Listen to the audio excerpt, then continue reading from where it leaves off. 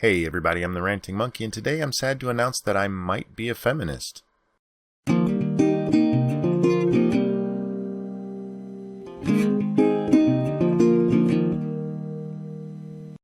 Don't worry, I haven't lost my goddamn mind. I'm only a feminist according to the dumbass we're about to point and laugh at. But before we can get into that, we have to watch as this woman proves bitches aren't funny. You guys, we need to talk about the F word. Ooh, we're dropping F-bombs. Feminism. I apologize for that bitches aren't funny crack. I know a lot of very funny women. This is not one of them, and this stupid fucking joke needs to die. It wasn't funny the first time, and it's not funny now. Calling yourself a feminist isn't provocative. It's not daring, it's not taboo. It's a guarantee a bunch of fucking morons will tell you how awesome you are. The reason people don't want to be called a feminist is because it's the same as saying, I can count to potato. See, that's an old joke that's still funny. To be honest with you guys, I used to not want to call myself a feminist. I thought feminism was about bra burning and man-hating. And then I took a women's studies class and I realized, whoa, being a feminist is actually just about equality. Ah, here's the problem. You took a class in stupidity and it worked. Feminism is not about equality. It used to be. Now it's about turning women into perpetual victims, bitching over petty bullshit, and trying to turn men into good little he-bitches. So if you're like I was and you're not sure you want to identify as a feminist, hear me out, because here's 5 signs you might be a feminist and you didn't even realize it. And here we go. 5 ways you might be an accidental moron.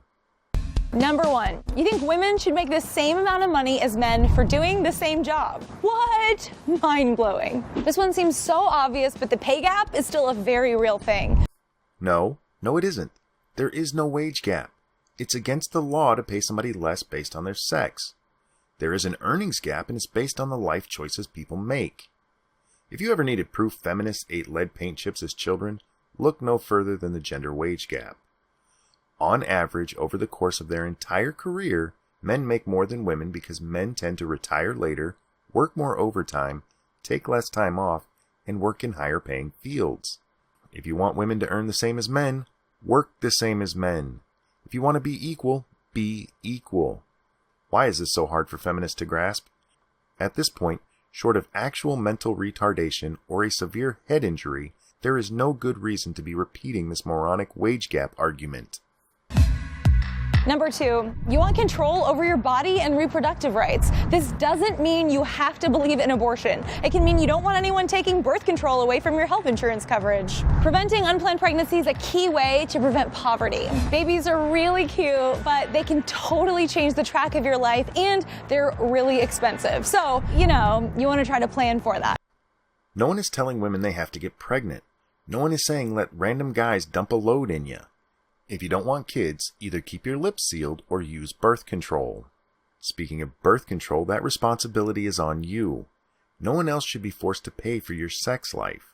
If your insurance covers it, great. But if they don't want to, it's not them controlling your reproductive rights. Insurance is shared by everyone who's covered by it. That means everyone on the plan is paying for your birth control. That's not taking control of your body. It's everyone else taking care of it. And before any feminists start bitching about how it's not fair that women have to be responsible for birth control, I preach the same thing to men. I don't care if she says she's on the pill, guys. If you're going to have sex and you don't want kids, wrap your junk. That said, let's be honest here. Women are the ones who get pregnant, so if I were a woman and I didn't want kids, I'd be sure I was not going to get knocked up. I'd want that responsibility. That would be taking control of your reproductive choices. Getting it vacuumed out afterwards is not a sign of being in control. It's a sign that you let somebody go in bare and that you should probably also get tested for an STD. Number 3, you want to be known for more than just your looks. Sure, we all want to be told we're beautiful, but we also know that our worth comes from more than just our looks. We'd also like to be told we're smart and adventurous and creative and funny. I don't mind being known for my good looks. I have no issue with people thinking I'm just a pretty face. But if you really want to be told you're smart, adventurous, creative, and funny, be those things. I want to be told I'm a millionaire, but reality's a bitch. Number 4, you like books and movies with a strong female lead. I'm talking Hunger Games, Frozen, Hermione and Harry Potter, Wonder Woman. You like to see girls slay. Okay, here's part of your problem. Katniss in the Hunger Games was not a strong female lead. There was very little strong about her. She did step up so her sister didn't have to enter the games, and then for the entire rest of the series she takes no real action. She hides a lot, she goes catatonic, she lets everybody manipulate her. Ripley in Alien was a strong female lead. She kicked ass. I'll give you the other three you mentioned, though I may have issues with some of them. But Katniss was just a female lead. There was nothing exceptional about her. She was a victim of the world around her. She didn't take any control of it. She was just there. You're celebrating her just because she had a vagina. And finally, number 5, you're into other forms of equality. Do you care about racial equality? Do you support same-sex couples having the freedom to get married? Hey, maybe you believe in equality for women too.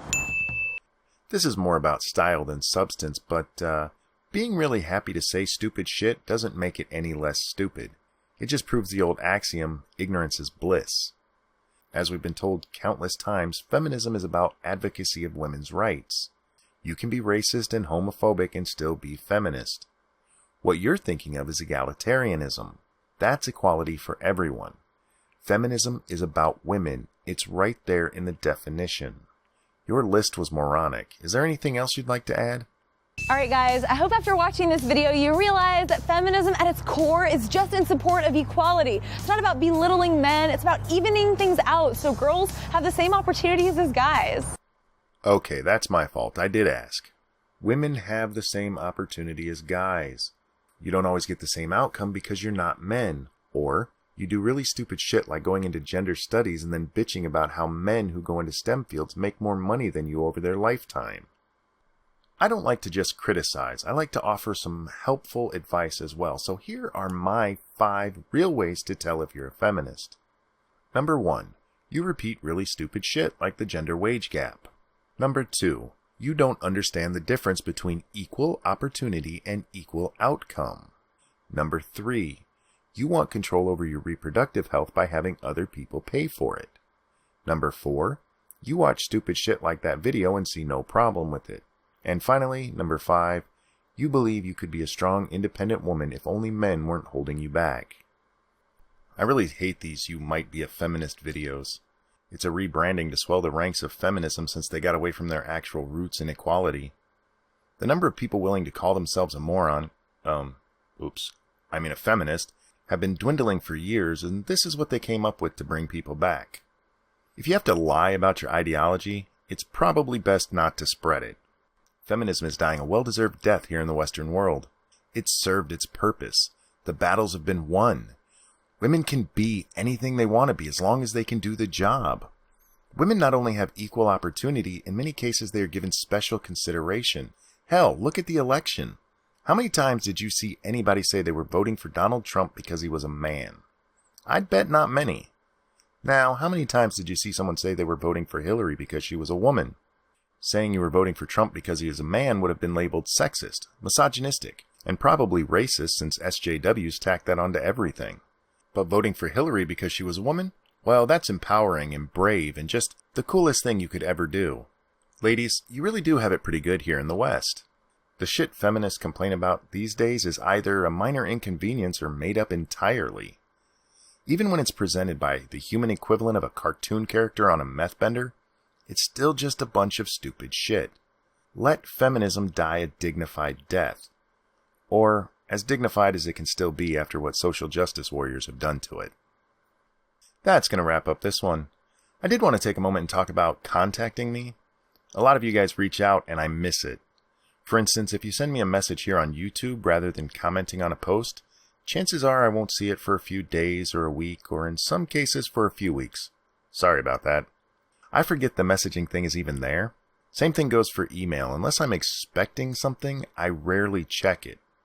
If you do want to get in touch with me, the easiest way to do so is through Twitter. The link is below.